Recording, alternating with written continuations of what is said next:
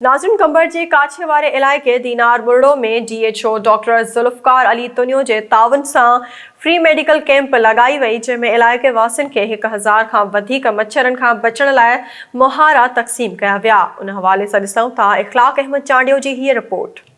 काछो जो इलाइक़े दीनार बुर्डो में जिथे SS न्यूज़ तरफा DHO कंबर जे तावन सां फ्री मेडिकल कैंप क़ाइमु कई वई, मच्छरदानियूं तक़सीम करण जो भी सिलसिलो जारी है। जेको आहे सो दवा वठण लाइ अचनि था, उन्हनि खे बिल्कुलु जेको आहे फ्री दवा तक़सीम कयूं था। उन खां अलावा जेके हिते जेको डॉक्टर आहिनि ऐं उन खां अलावा जेके माण्हू अचनि था, उन्हनि खे जेको आहे मच्छरनि जे बचण लाइ उन्हनि खे मच्छरदानियूं बि ॾियूं था। अचो त इन हवाले सां हितां जे मौजूदु ॻोठाणनि सां ॻाल्हि ॿोल करियूं ऐं डॉक्टर सां ॻाल्हि ॿोल करियूं त हिते ज़्यादातर जेको माण्हू अचनि था, उन्हनि में कहिड़ी जेको आहे सो बीमारी जो ज़्यादातर असरु आहे। तमामु घणियूं बीमारियूं मुंहुं कढियो आहे।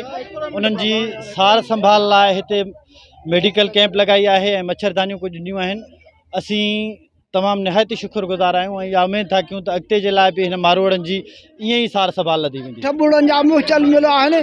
ये उन में ढढर जो ॻोठु आहे ऐं सॻिया उन खां अलावा कोड़ जो ॻोठु आहे ऐं काछो वंदड़ी असांजो सॾिबो आहे। वीचारा दवा खां सभु महरूम आहिनि माण्हू ऐं खाधो पीतो बि हिननि खे कोन्हे को, जंहिंखे वीचारे खे 10-20 ॿार आहिनि उहो वीचारो छा खाए। अॼु महांग पियो दौरु आहे। साईं हिते मोस्टली जेको आहे सो ओवरऑल त ॿियूं घणी डिज़ीज़ आहिनि, पर जेको मलेरिया उनजो रेशो हिते तमामु घणो आहे। उन खां अलावा डायरिया जा काफ़ी केसिस हुया, स्किन इन्फेक्शन जेके फट फुरड़ी चऊं उन जा काफ़ी केसिस हुया।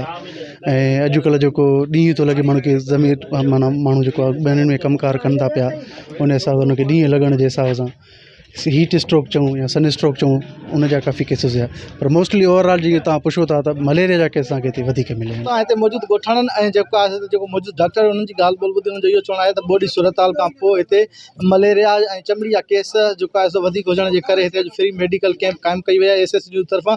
ऐं जेको आहे DHO कंबर खे पाकिस्तान पीपल्स पार्टी जे MP नवाब गेवी सरदार खान चांडी जी हिदायत ते हुन हिते जेको आहे कैंप क़ाइमु कराई आहे। हिते 1000 खां वधीक जेको आहे सो महारा माण्हुनि में तक़सीम कया विया आहिनि। हितां जे माण्हू जेको आहे सो या हितां जे जेको माण्हू आहिनि उन्हनि जेको आहे सो SS न्यूज़ समेत जेके DHO ऐं MP नवाब सरदार खान जा थोरा मञा आहिनि। उनजो इहो चवणु आहे त हीअ जेको आहे सो पूरे ज़िले जे अंदरि कैंपेन जेको आहे जारी कई वञे त जीअं माण्हुनि खे हिन सूरत हाल जे करे जेको आहे ॾुखियाइण सां मुंहुं न ॾियणो पइजे। कैमरामैन मुमताज़ जरमनी सां गॾु अख़लाक़ अहमद चांडियो, SS न्यूज़ कंबर।